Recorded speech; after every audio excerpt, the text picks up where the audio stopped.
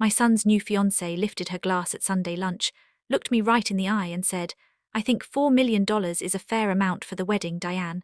Before I could answer, my son leaned across the table like he was reaching for a dinner roll and slipped a folded note into my hand. I opened it under the tablecloth and read 6 words that turned my whole body cold. "Mom, she is a con artist. Help." I kept my smile on my face, folded the note once, and looked at the young woman who wanted my money, my son, and maybe much more. Then I said 3 words that made her face change. "Prove you are." But what was she really hiding, and how far would she go if I stood in her way? Everyone at the table went quiet. The only sound in the room was the soft clink of a spoon hitting the side of the potato bowl. My granddaughter Emma, who was 10 and always noticed everything, stopped chewing and looked from me to her father. My son Daniel stared at his plate like he was afraid to breathe. Across from him sat Vanessa, his fiancée, with her perfect hair, perfect nails, and a smile so polished it never seemed fully real. Sunday lunch had started out like every other family lunch at my house. Roast chicken, sweet carrots, mashed potatoes, warm rolls, peach tea, and my homemade lemon cake waiting in the kitchen. I liked order. I liked family. I liked knowing the people at my table were safe. That day I had none of those things. Vanessa gave a little laugh as if she thought I was joking. "Prove I am what?" I put my napkin on my lap and sat back in my chair. "Worth $4 million, I said softly. "If you are asking me to help fund a luxury wedding, then surely you can explain why my son needs one so badly, and why you think I should pay for it." Her smile came back, smaller this time. "Well, Diane," she said, "I just think family should support family." "Support, yes," I said. "Be robbed, no." Daniel looked up fast. His eyes met mine for half a second. He was scared. I knew that look because I had seen it once before, many years ago, when he was 12 and hiding a black eye after a bigger boy cornered him near the school bus stop. Daniel had always hated making trouble. He would carry a mountain on his back before asking anyone to help him lift it. That was his weakness. Good people often think silence will keep the peace. Vanessa gave a tiny gasp, then smiled again. "Diane, robbed is such an ugly word." "Then do not make it fit so well," I said. My younger sister Carol nearly dropped her fork. She had come for lunch with her husband, Frank, and both of them now sat frozen like people watching a storm gather outside the window. Emma looked nervous. I reached over and touched her hand. "Eat your potatoes, sweetheart," I said gently. She nodded, though she did not touch them. Vanessa slowly set down her glass. Her voice turned sweet in that way some people use when they are trying to sound calm because they are angry. "Daniel and I are in love. We are building a life together. We want a beautiful wedding. There is nothing wrong with that." "No," I said. "There is nothing wrong with love, and there is nothing wrong with a beautiful wedding. There is something very wrong with asking for $4 million at a family lunch after knowing us for 6 months. Daniel swallowed hard. 6 months, That was the part that had bothered me from the beginning. 6 months ago, my son had been a careful widower who still kept his late wife's favorite coffee mug in the cabinet even though he never used it.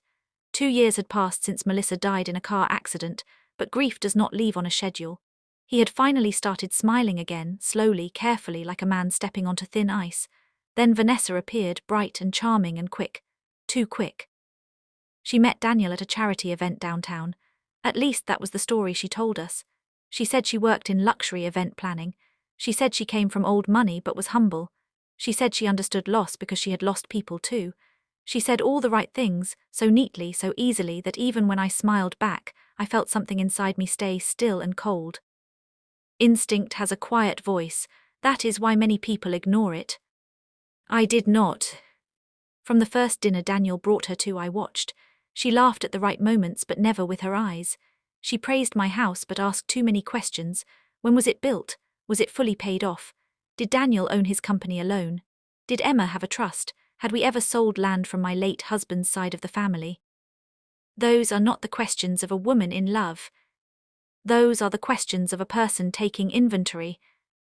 I had asked Daniel about it once, gently, while we washed dishes after she left. "She seems very curious," I said. He smiled in that tired way widowers smile when they want to believe they have found light again. "She works in planning, Mom. She is detail-oriented." "Maybe," I said. "You do not like her," he said quietly.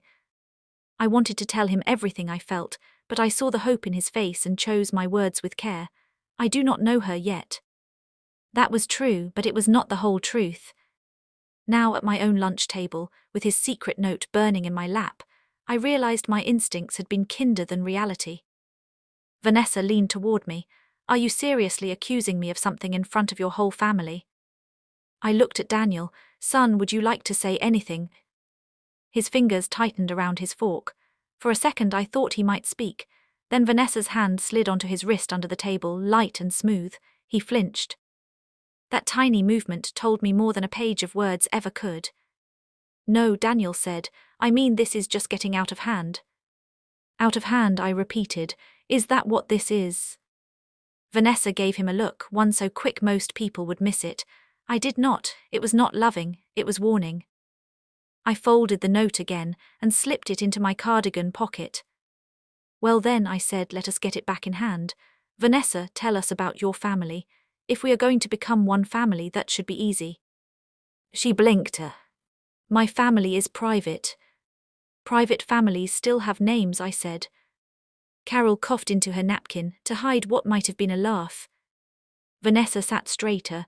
My father is in investments. What kind of investments? Private ones. How convenient, I said. Daniel, she said, are you really going to let her do this? Daniel looked miserable. Mom, please. I softened my voice. Daniel, sweetheart, I am trying to understand why you passed me a note under the table asking for help. The room went still in a whole new way. Vanessa's head snapped toward him. Her face did not fully change, but it cracked for just 1 second, long enough. Daniel closed his eyes. You what? Vanessa said. Emma looked confused. Dad. Daniel opened his eyes again and I saw shame there, and fear, and something worse, relief, like a man whose secret has just escaped the dark. And part of him is glad. He did not answer. Vanessa laughed, but it came out too fast. Diane, I think you must be mistaken. Why would Daniel pass you a note? I reached into my pocket. Her smile vanished. I held up the folded paper between 2 fingers, because he did. Vanessa stood so quickly her chair scraped against the floor. You have no right to embarrass me like this. No, I said.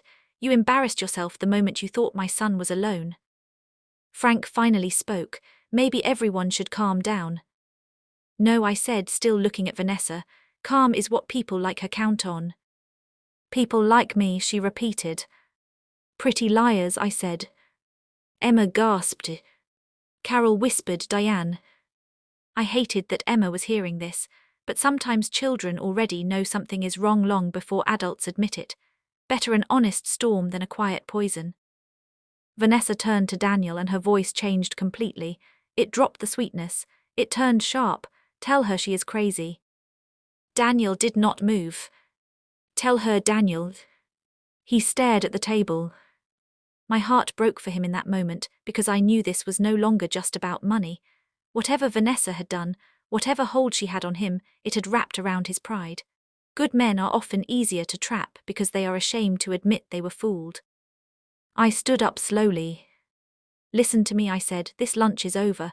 Emma, sweetheart, go to the den and turn on your cartoon. Carol, please go with her. Emma hesitated. Grandma. Go on, baby, I smiled at her. Take a slice of cake with you. That made her half smile. Children need small pieces of normal when the world tilts. Carol led Emma away, though she kept looking back. When they were gone, I laid the note on the table and unfolded it. Mom, she is a con artist, help. Frank muttered, Lord have mercy. Vanessa stared at the words like they had bitten her. Then she did something I will never forget. She started laughing. Not a nervous laugh, not an embarrassed laugh. A cold laugh. She crossed her arms and looked at Daniel with open disgust. So this is what we are doing now. Daniel finally stood, his chair tipped backward. I am sorry. Her eyes narrowed. To me or to your mother? To Emma, he said. That answer landed in the room like thunder. My blood ran cold. Emma. Vanessa's face hardened. You weak little fool. I stepped forward. Do not speak to him like that in my house. She ignored me. Daniel, after everything I did for you. Everything you did, he said, voice shaking, or everything you threatened to do. There it was, the truth had begun to show its shape. I looked from one to the other, threatened. Daniel pressed a hand to his forehead. Mom, I wanted to tell you, I tried, I just did not know how. Vanessa grabbed her purse off the chair. If you say one more word, I swear you will regret it. I believed her. Not because she was powerful. Because liars become dangerous when they know the play is ending. I moved between them without even thinking. Leave, I said. Vanessa leaned in so close I could smell her perfume. This is not over, Diane. Then she smiled, and this time it was the ugliest smile I had ever seen on a beautiful face. You should ask your son what happened to the last man who tried to walk away from me, she said. Then she turned and walked out. The front door slammed so hard the family photos on the hallway wall rattled. For 1 second nobody moved. Then Emma screamed from the den. I ran first, Daniel was right behind me. Emma stood near the couch, white as paper, pointing at the big front window. Outside, parked across the street, was a black car I had never seen before. And behind the wheel, watching my house, sat a man in a grey suit holding up a phone, as if he had just taken a picture of all of us.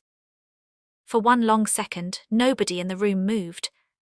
Emma grabbed my arm so hard her little fingers hurt. Grandma, who is that man? I pulled her close. It is all right, sweetheart, stay behind me. But it was not all right, and we all knew it. The man in the grey suit did not wave. He did not smile. He just sat in that black car across the street with his phone in his hand, and his face turned toward our house like he belonged there, like he wanted us to know he was watching. Daniel looked like all the blood had drained out of him. Mom, he said, barely above a whisper, lock the back door. That was enough for me. Frank, lock every door, I said. He jumped into motion at once. Carol, who had come back from the kitchen when Emma screamed, hurried to the side windows and pulled the curtains shut. I guided Emma to the hallway and pushed the den door wider. Sweetheart, go sit on the couch. Do not come out unless I call you. Do you understand? Emma nodded fast, but tears were filling her eyes. Is that because of Vanessa? Daniel heard that and closed his eyes for 1 painful second. Yes, baby, I said gently, but Grandma is here and your dad is here, and nobody is going to let anything happen to you. She swallowed and sat down, clutching the slice of lemon cake I had told her to take earlier. Children hold on to strange little things when they are scared. The cake looked almost silly in her trembling hand, and for some reason that made my heart ache even more. I turned back toward the living room. The black car was still there. Daniel stepped close to the window but kept out of sight. He looked through a narrow gap in the curtain. He is still sitting there, he said. Do you know him? I asked. Daniel gave a slow nod. Yes. Carol stared at him. Daniel, what is going on? He looked at all of us and I saw something I had not seen in him since Melissa died. He looked defeated. Not weak, not broken, but tired in a deep way, like he had been fighting something in secret for too long. I think you all need to know the truth, he said. I folded my arms and faced him. Yes, you do. He looked toward the den, where Emma sat quietly out of sight. Then he looked back at me. Vanessa lied about how we met, he said. I had guessed that much. He swallowed. I did not meet her at a charity event. I met her 3 months before that at a hotel bar downtown. I had gone there after a work dinner. I was not looking for anything. I was lonely. She knew that. Carol let out a slow breath. She came up to me first, Daniel continued. She said she recognized me from a business article. She knew my company. She knew I had lost Melissa. She said she was sorry. She was kind. She listened. She made me feel seen. That is how they start, I said quietly. He nodded. At first it felt like a miracle. She seemed perfect. She liked Emma. She told me I deserved happiness again. She said I had been carrying pain too long. His voice shook a little. Then things changed. How? Frank asked. Daniel rubbed both hands over his face. One night, maybe 6 weeks after we met, she invited me to a private dinner at a penthouse suite. She said it was for a friend in event planning. She said it might help my business to meet investors there. I felt cold all over. There was no investor dinner, was there? He shook his head. No, it was just Vanessa, 2 men, and a camera I did not notice until later. Carol covered her mouth. Daniel looked sick telling it. They kept pouring drinks. Vanessa kept smiling. One of the men said they had a business idea. He talked big, fast money, overseas accounts, fake contracts, hidden payments. I told them I was not interested. I stood up to leave. He stopped and looked toward the window again. Then Vanessa kissed me, and one of the men took pictures. The room fell silent. Daniel went on, words low and heavy. I pushed her away right after that. I left. I thought that was the end of it. The next morning she called me. Her voice was different. Hard. She said if I did not cooperate, she would send the photos everywhere. She said she would tell Emma I had been sneaking around while still pretending to be the perfect father. She said she would send lies to the board at work and make it look like I was involved in fraud. Frank muttered under his breath, evil. I knew then why Daniel had looked so ashamed. You should have told me, I said. I know, Mom. Then why did you not? Because I was embarrassed, he said, because I thought I could fix it myself, because every time I tried to break away she got worse. She started showing up near Emma School. She sent messages from numbers I did not know. She had details about our family, about the house, about my office. She made me think I was already trapped. I felt a sharp sickness in my chest, not fear, not yet, but anger, the steady kind that burns slow and hot. What did she want? Carol asked. Money, Daniel said, access. She wanted me to invest company funds in fake event deals and shell accounts. She kept saying it would all look clean on paper. I refused, so she changed her plan. She started pushing marriage. Because marriage gave her legal cover, I said. Yes, he said, and social cover. If she became my wife, it would be easier to move money, easier to explain sudden gifts, easier to get close to Emma Trust. She asked questions about everything. I see that now. She was mapping our lives. I thought back to every dinner, every polished smile, every careful question.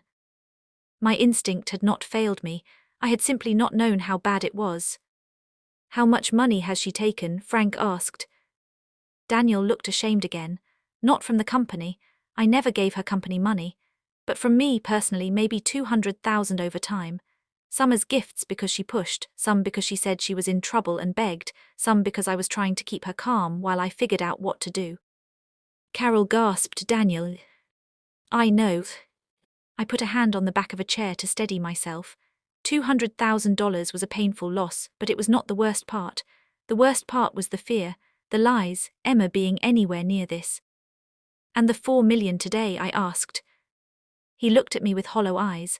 I think that was her final move.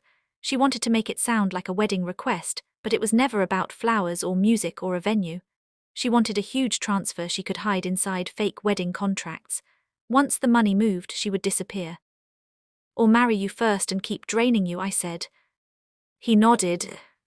Carol looked toward the den. Does Emma know any of this? No, Daniel said fast. I told her Vanessa and I were planning a future, that is all. Emma liked her at first, but lately she has been nervous around her. She said Vanessa smiles with her mouth but not her eyes. Children know, I said. They may not have all the words, but they know. For a moment nobody spoke. Outside, the black car engine started. We all turned. The man in grey pulled slowly away from the curb and drove off. Frank exhaled, thank God. No, I said, still staring through the curtain. Not thank God yet. That was not retreat, that was a message. Daniel nodded. He was probably told to watch and report back. Carol wrapped her arms around herself. So what do we do now? We call the police, Frank said. Daniel hesitated, and I saw why right away. You have not told them before, I said. He looked ashamed. No. Why not? Because I had no full proof at first, only threats and messages from changing numbers. And because I was afraid they would ask why I stayed involved. I was afraid I would look guilty. That is how predators keep control, I said. They make the victim feel like part of the crime. Daniel looked at me like those words had hit something deep inside him. I went to the hallway table, picked up my phone and turned back to him.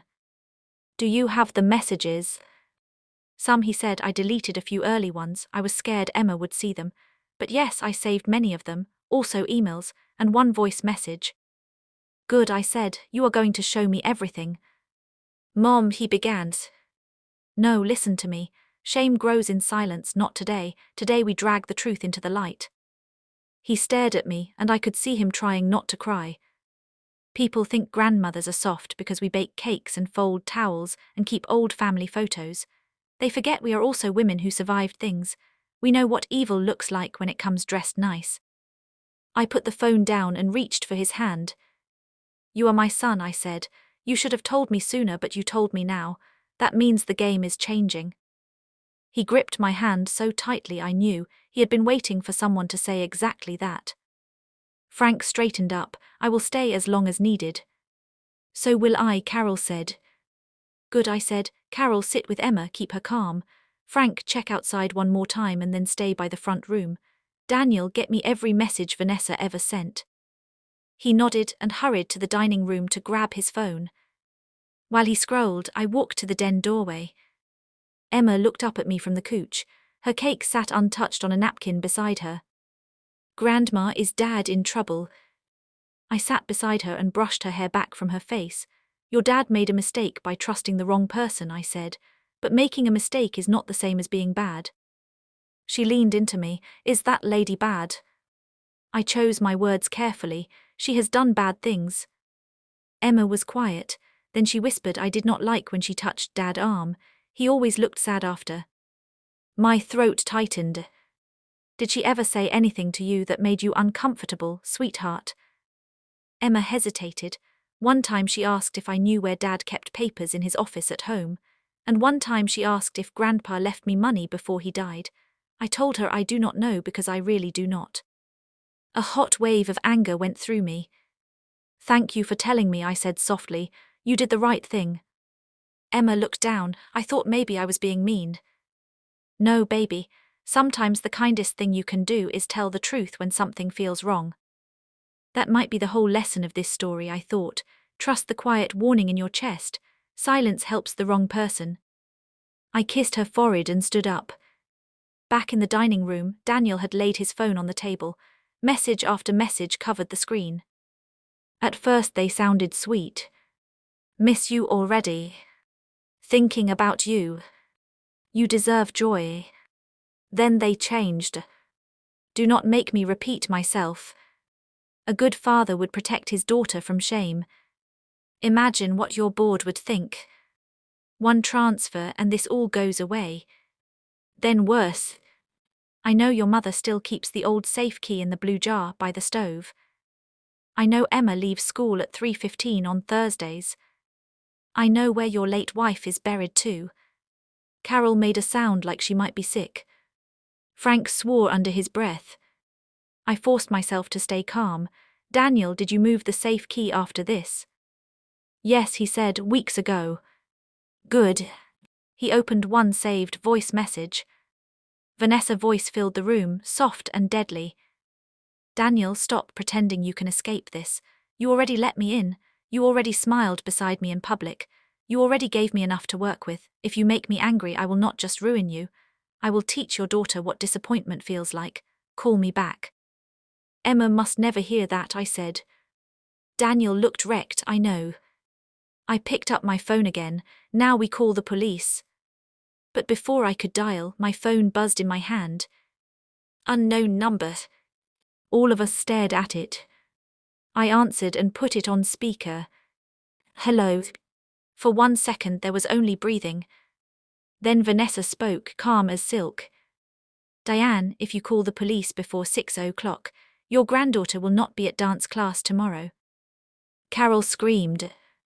Daniel lunged for the phone. And Vanessa laughed softly and hung up. For half a second after the call ended, nobody in the room moved. It was as if the whole house had stopped breathing. Then Daniel grabbed the edge of the table so hard his knuckles turned white. Carol covered her mouth and started crying. Frank looked toward the den like he was afraid Emma had heard every word. I was scared too. Not the kind of scared that makes you scream. The kind that makes your mind go cold and sharp. I picked up my phone again and locked the screen. No one goes anywhere alone, I said. Daniel stared at me. Mom, she threatened Emma. I know. We should call the police right now. Yes, I said we should, and we will, but first we do it the smart way. He looked stunned. What do you mean the smart way? I mean we do not panic and run in 10 directions. We keep Emma close, we gather every message, we make one clear report, we do not let fear turn us into fools. Frank nodded at once. She is right. Carol wiped her eyes. What if Vanessa is already watching the house? Then she watches, I said.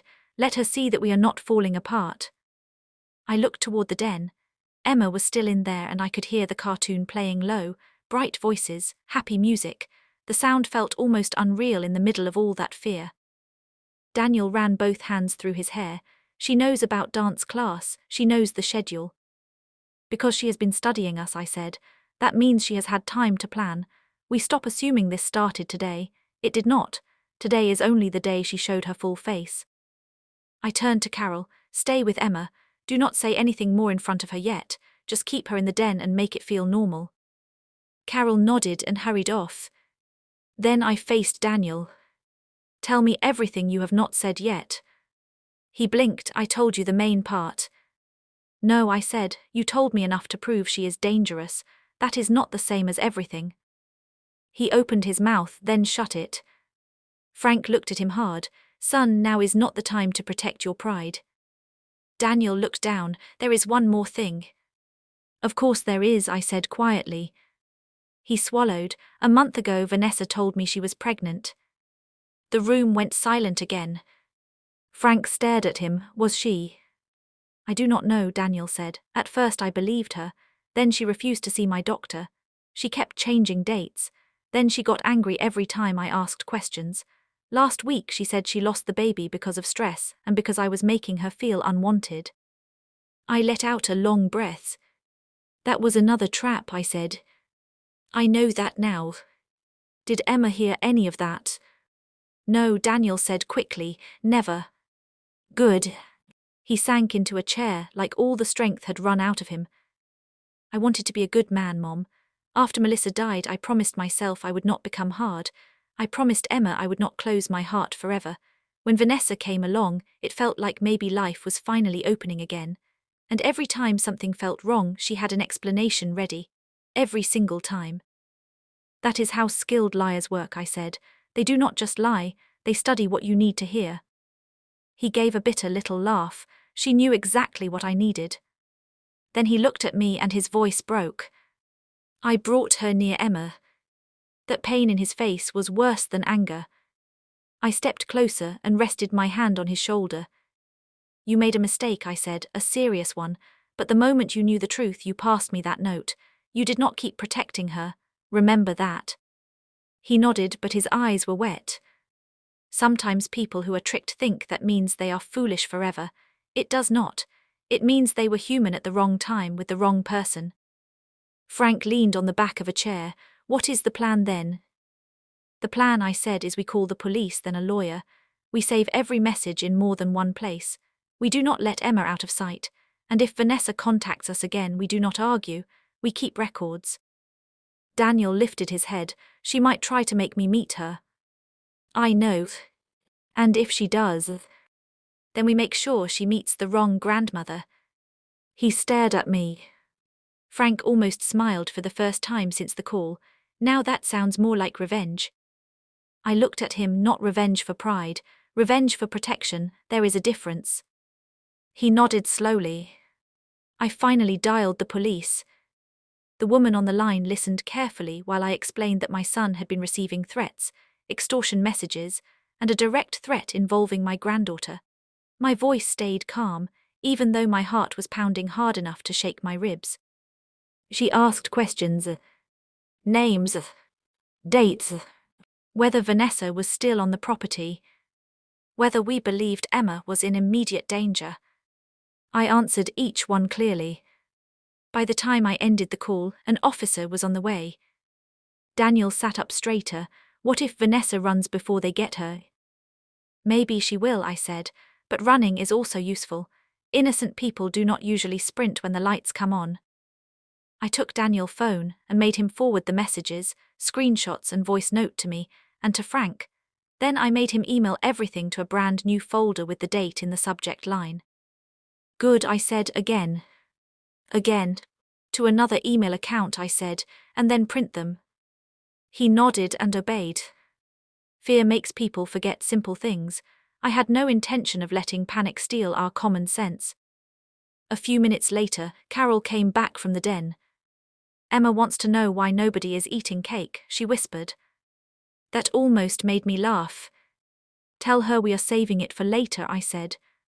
Carol gave me a sad smile and disappeared again. Then I looked at Daniel. When did you decide to send me the note? This morning, he said. I woke up and knew I could not let it go one more day. Vanessa kept texting me on the way here, saying today had to be the day we settled everything. She told me to ask you nicely for the wedding money and let her handle the details. She said if you refused, I should push harder. She said if I loved Emma, I would stop pretending and do what was needed. He shook his head. That is when I knew there was no more pretending left. I kept thinking maybe I could end it quietly, but she was never going to leave quietly. No, I said, people like that do not leave when they have milked a lie dry. They break something on the way out if they can. Frank looked toward the front door. Did she ever mention that man in the car? Daniel nodded. Once she called him Victor, said he helped clean up problems. I thought she was trying to scare me. Now I do not think she was joking. That name sat heavy in the room. Victor. It sounded ordinary. That made it worse. A knock came at the door.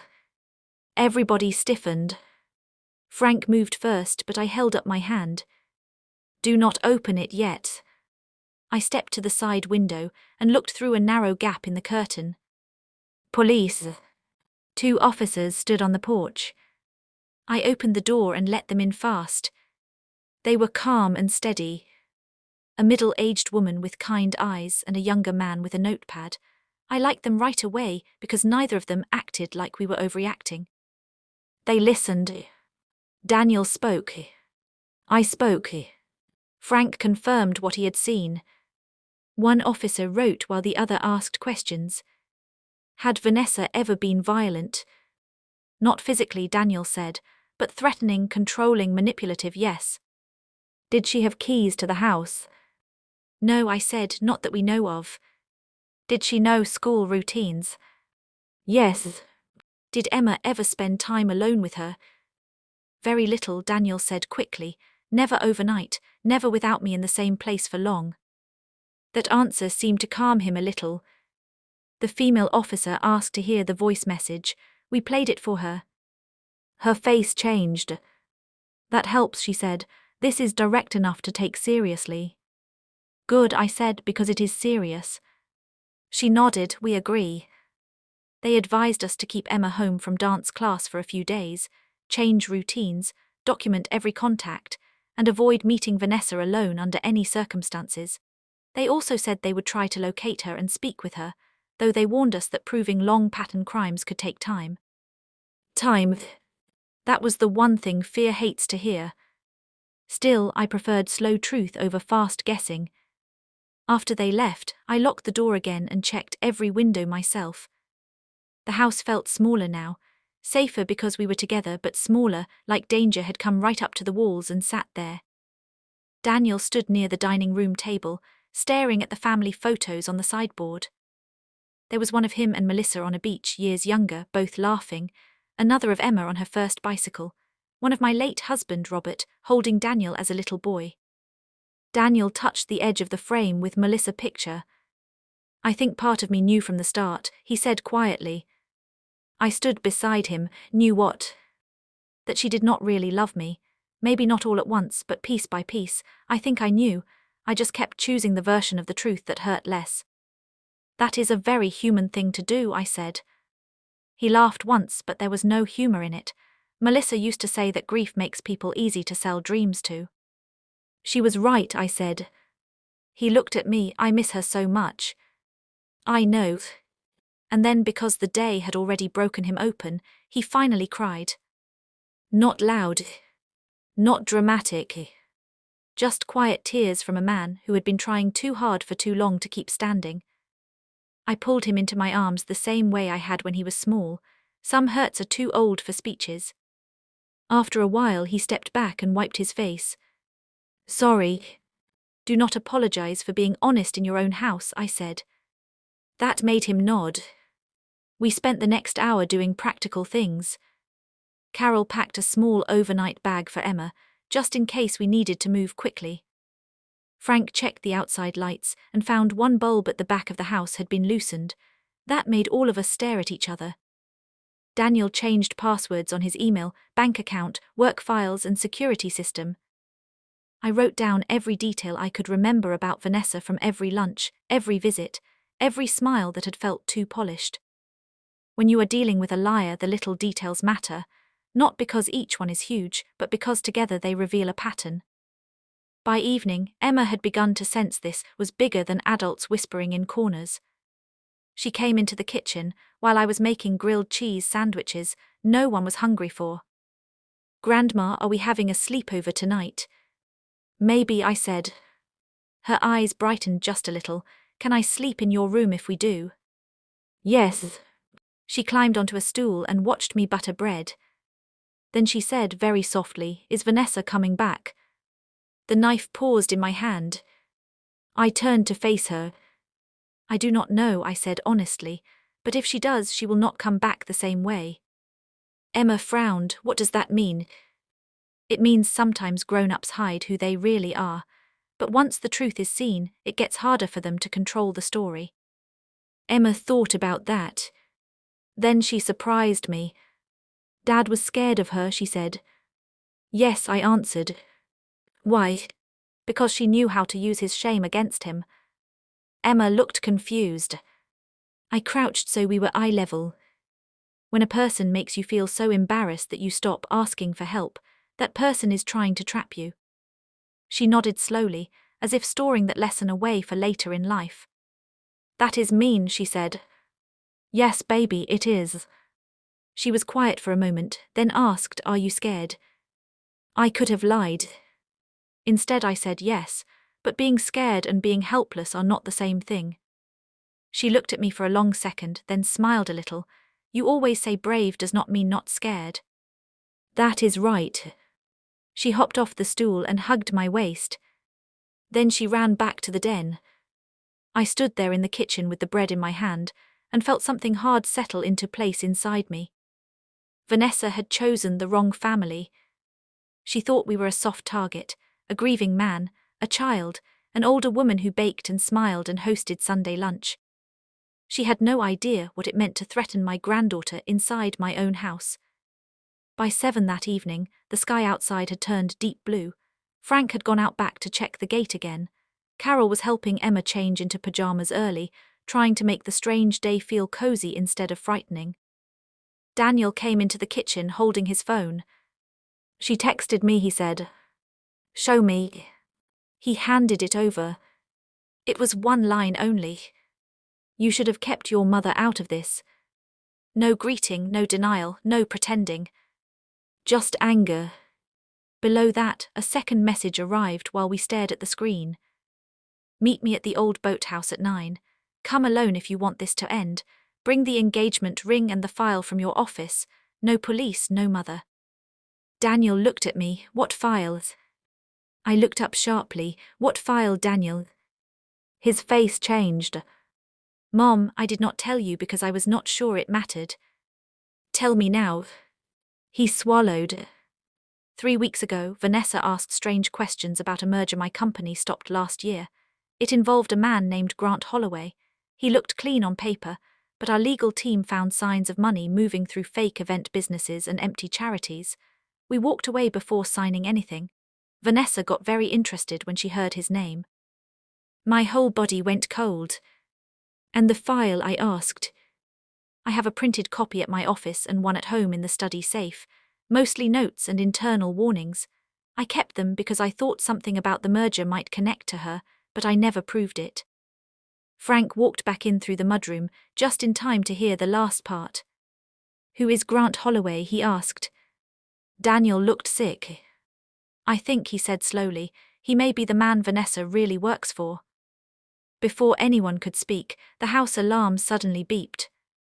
Front gate opened. The alarm beeped again. Front gate opened. For one terrible second, nobody in the kitchen moved. Then Emma screamed from the den. Daniel ran first. I was right behind him. Frank rushed toward the front hallway, and Carol came out of the den with Emma already in her arms, Emma clinging to her neck and crying. "What is happening?" Emma cried. "Nothing good," I said, forcing my voice to stay steady. "Carol, take her upstairs now. Lock my bedroom door and stay away from the windows." Carol nodded and hurried up the stairs with Emma. Frank looked through the narrow glass near the front door and stepped back fast. "A car just pulled in," he said, "dark sedan." Daniel's face turned white. "Victor." I felt my stomach drop, but I kept my mind sharp. "No one opens this door," I said. "Daniel, turn on the outside cameras." He grabbed his phone and opened the security app. A second later, the front drive camera filled the screen. There it was. A black sedan had rolled through the gate and stopped near the walkway. The man from earlier stepped out, grey suit, cold face. He looked around once, then calmly shut the car door like he had all the time in the world. But he was not alone. Vanessa climbed out from the passenger side. Even on the tiny phone screen, she looked polished and neat, like she was arriving for dinner, not extortion. She wore a cream coat and had one hand resting on her purse. She looked up toward the house and smiled. That smile was worse than shouting. Frank muttered, "They came here bold." "No," I said, "they came here because they think fear gives them permission."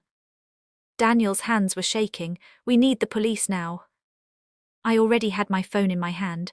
I called at once, told them the two people who had threatened us were on the property, and said a child was in the house. The dispatcher told us officers were on the way and told us not to engage. Not engage. That sounded wise and impossible at the same time. Because on the screen, Vanessa had started walking toward the front porch. Then came the knock. 3 soft taps. Like a guest. Nobody moved. Then her voice floated through the wood. "Diane, open up, we just want to talk." I almost laughed. "Talk," I said under my breath, "that was rich."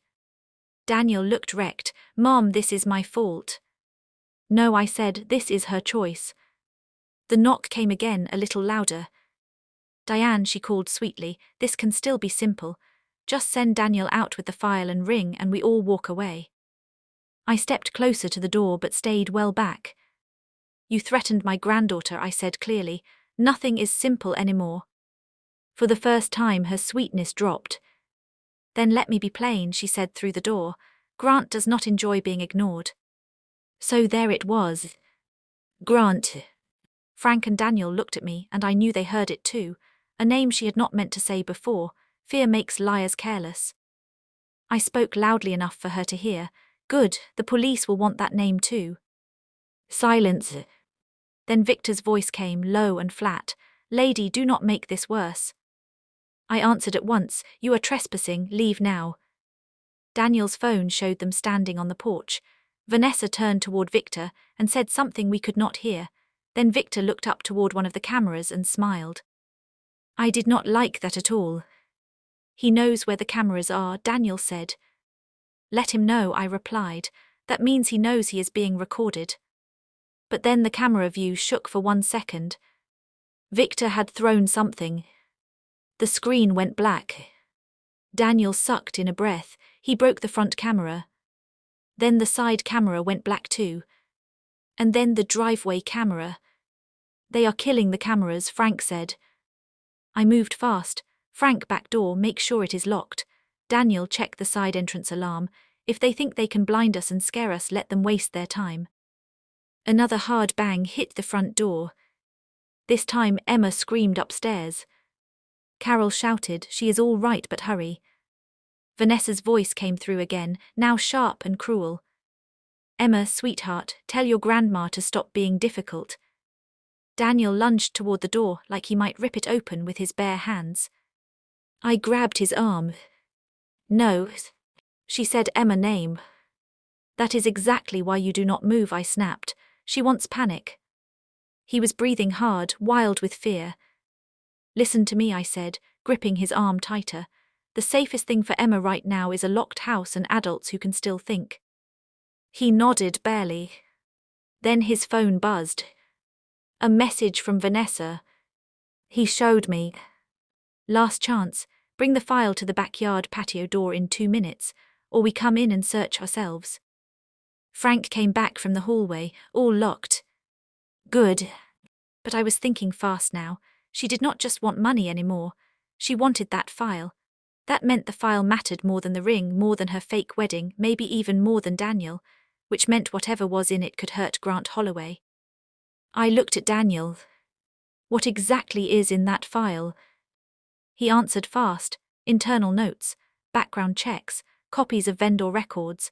My legal team flagged fake event companies, fake charity invoices, and money routes leading to shell businesses. We stopped the merger because it looked like laundering. And you kept it at home?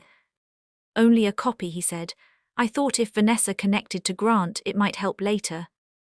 Well, now it was helping in the worst possible way. Upstairs, Emma cried out again.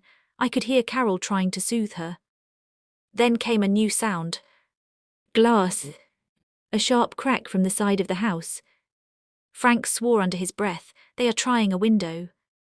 I called out, Carol, stay in the bedroom and push the dresser against the door. She shouted back, already doing it. Good woman. Daniel looked like he might break apart. Mom, we cannot just wait. No, I said, we hold until the police arrive. How long? Long enough. I looked around the kitchen. My eyes landed on the old metal fireproof box where I kept some family papers before moving them to the bank. An idea came to me. Daniel, where is the real file? In the study safe. How fast can you get it? 30 seconds.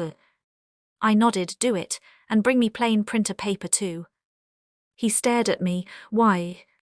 Because if Vanessa wants a file, I may give her one. Understanding flashed across his face.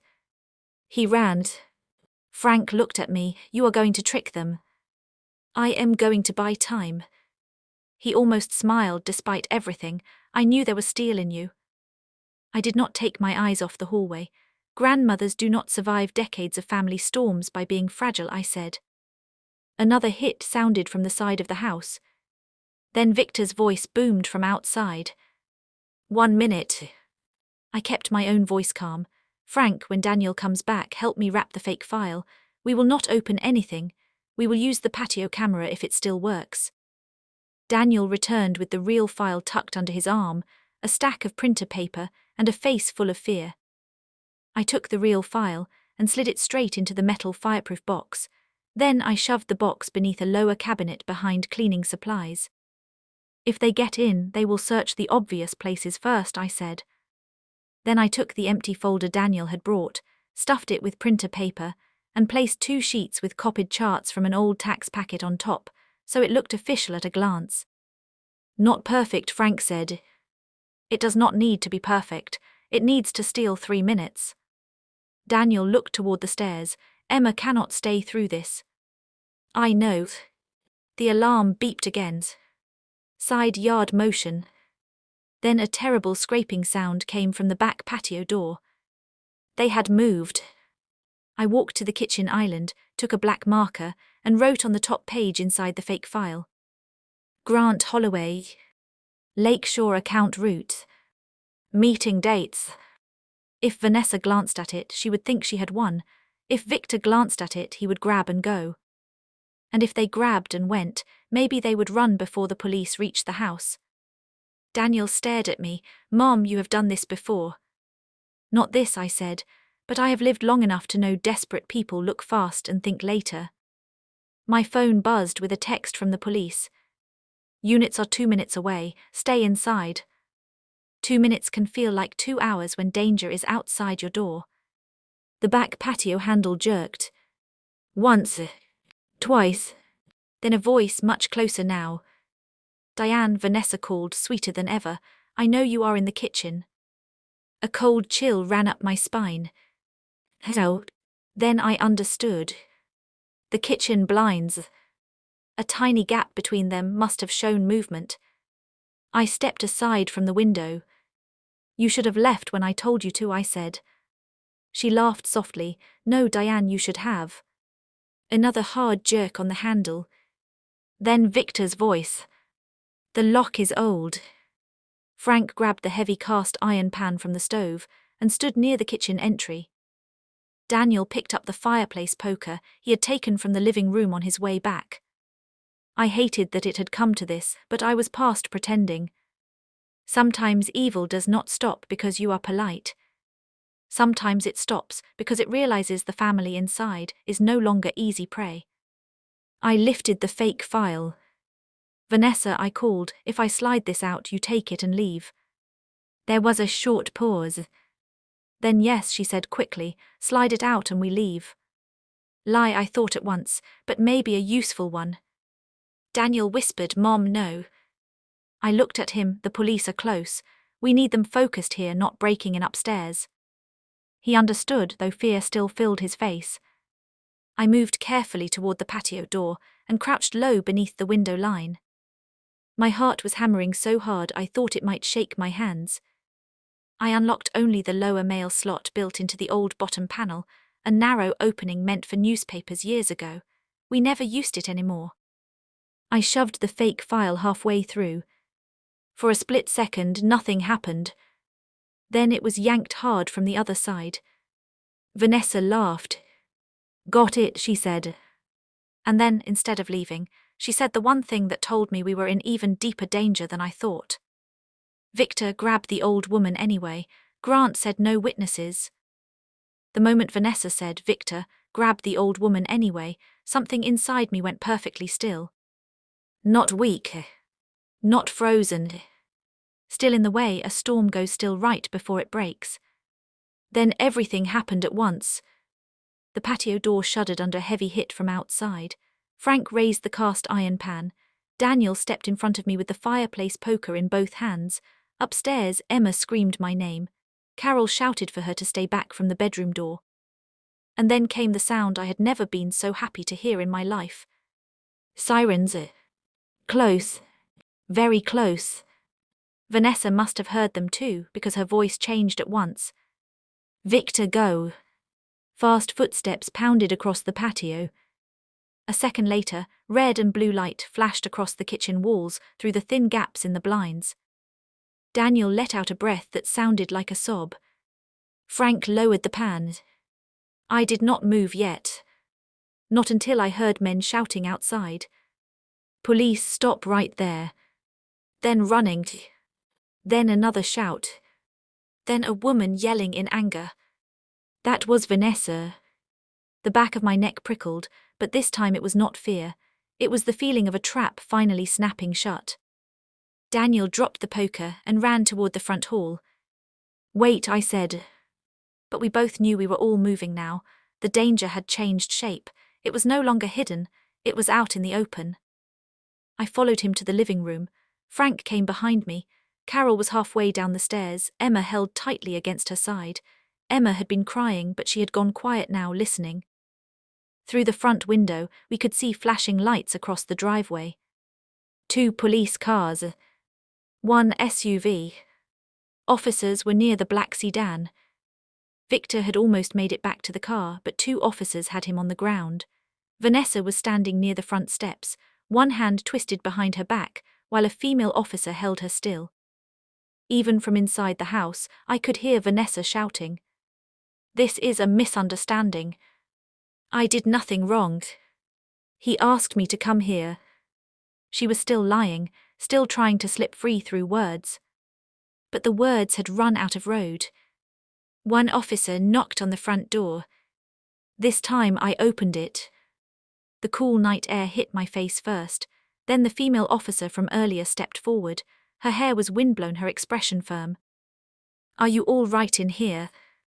"Yes," I said, "we are shaken, but we are all right." She nodded. "Good, we have both suspects detained. We also recovered a folder from the back patio." "The fake file." I almost smiled. "That folder does not contain the real documents," I said. Her eyes flicked to mine. "Understood."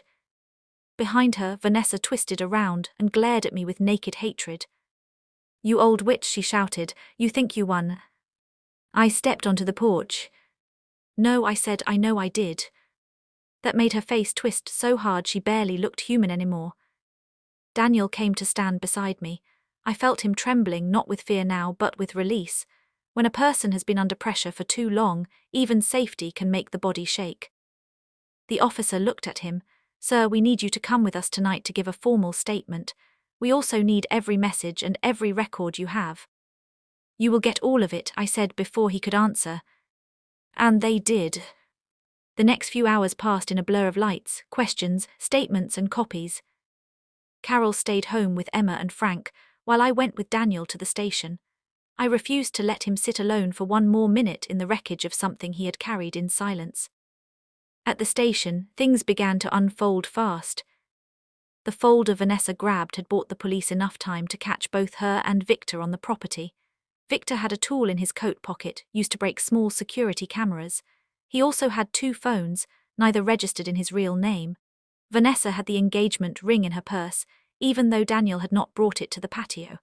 That meant she had taken it from his coat earlier that afternoon when everyone was distracted at lunch. Small thing. Big meaning. She had come to the house ready to take whatever she could. The police copied Daniel messages and emails. They took the voice recording.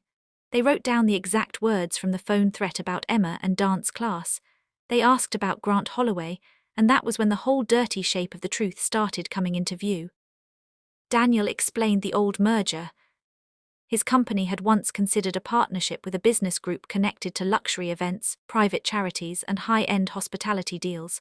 On paper, everything looked polished, but Daniel's legal team found warning signs: fake vendor chains, money moving through companies that existed mostly in name, charities that held galas but delivered little actual aid.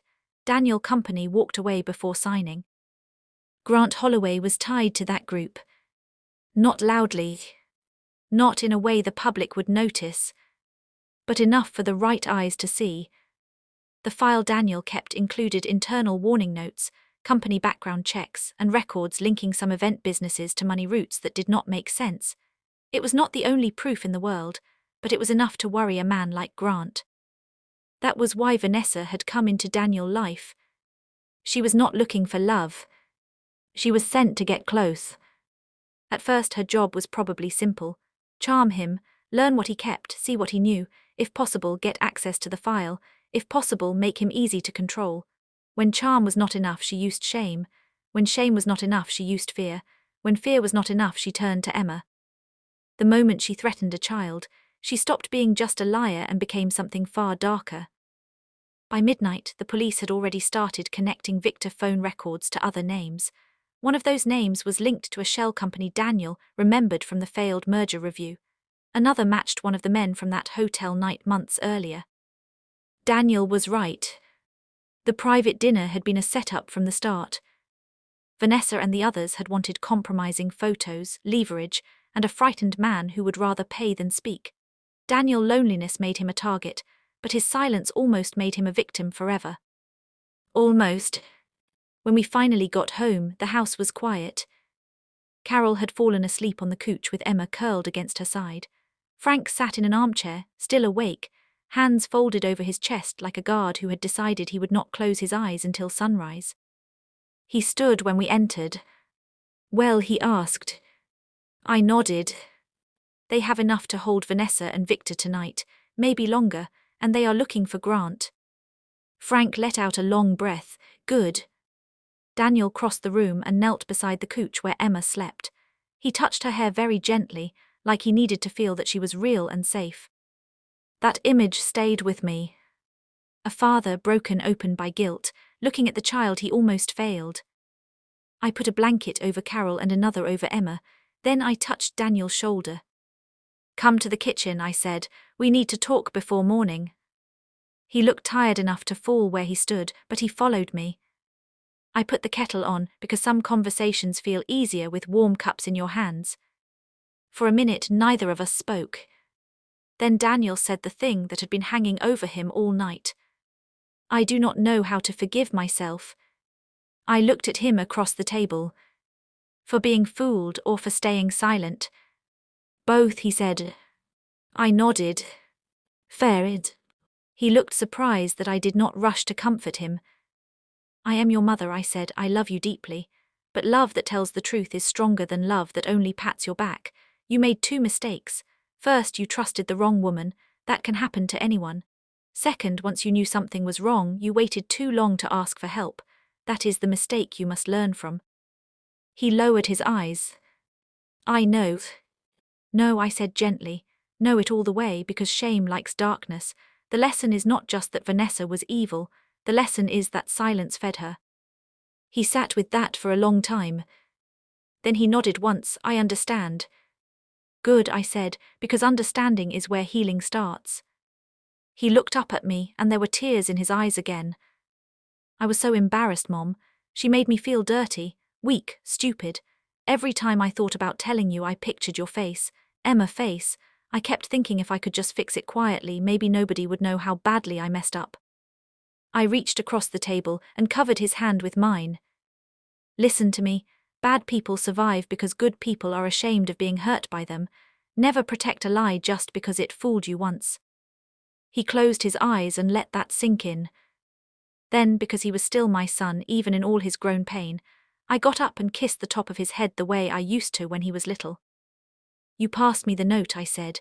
Remember that part too. You did not stay silent forever. He gave a weak smile. I almost did. Almost is not forever. That made him laugh, a tiny tired laugh, but a real one. The next morning, Emma woke up in my bed with her curls wild and one sock missing. For a few seconds, she looked around like she had forgotten where she was. Then everything returned to her face. Is Vanessa in jail? She asked. Straight to the point. I smiled a little. Yes, she and the man with her were taken away by the police last night. Emma sat up. Good. I almost laughed again. Good, she repeated, because she was fake. I brushed her hair back. How did you know? She shrugged. She acted nice when people watched, but not when people looked away. Real nice people are nice all the time. Children will tell the truth in one sentence. Adults can spend years circling. That is very wise, I said. She looked proud, then worried. Is Dad okay? He will be. Can I hug him before breakfast? You sure can. She scrambled out of bed and ran down the hall. I followed more slowly, feeling older than I had the day before, but somehow lighter too. Fear leaves a mess behind, but so does truth. The difference is that truth gives you something clean to build from. Over the next 2 weeks, more pieces fell into place. The police found that Vanessa had used at least 3 other names in other states. In each case, she attached herself to a man with money or access, moved fast, learned his routines, and then used blackmail, fake emergencies, or romantic pressure to get cash. In one case, the man had paid and never reported her. In another, she disappeared before charges could stick. Victor had worked with her before. Grant Holloway, meanwhile, tried to vanish, but the net around him had already started tightening. The information from Daniel, combined with records from Victor phones and business links the police recovered, gave investigators a reason to dig deeper. They found event companies that billed for things that never happened, charities that existed mostly to move money around, luxury contracts with inflated costs hiding fake payments. The $4 million wedding demand had not been random at all. It was meant to be one large, clean-looking transfer, disguised as celebration. A wedding was the cover. Crime was the plan. And if Daniel had handed it over quietly, Vanessa would likely have disappeared soon after, leaving him ruined and confused, while the money vanished into the same dark maze as everything else. When Daniel learned that, he sat in my living room for a long time just staring at the floor. I almost gave her a key to all of it, he said. Yes, I answered, but you did not. He nodded slowly. His company placed him on temporary leave while the investigation moved forward. At first that hurt him badly. He felt judged, exposed, but when the board saw the full picture, including the blackmail and threats, their tone changed.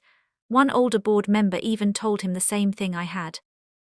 You should have spoken sooner, but you were targeted, not leading the fraud. That mattered. It did not erase the pain, but it gave him room to stand up again.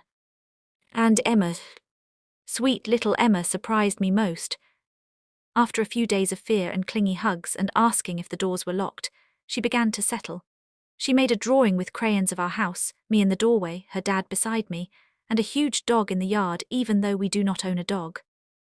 What is the dog for? I asked. Protection, she said. I smiled. I see. Then she added, but Grandma is stronger than the dog. I told Daniel that later, and for the first time since the nightmare began, I saw his old smile, not the broken one, the real one. We kept Sunday lunch going. That was important to me. Evil had entered through a family table. I did not want fear to make us abandon the table itself. So 2 Sundays later I cooked again.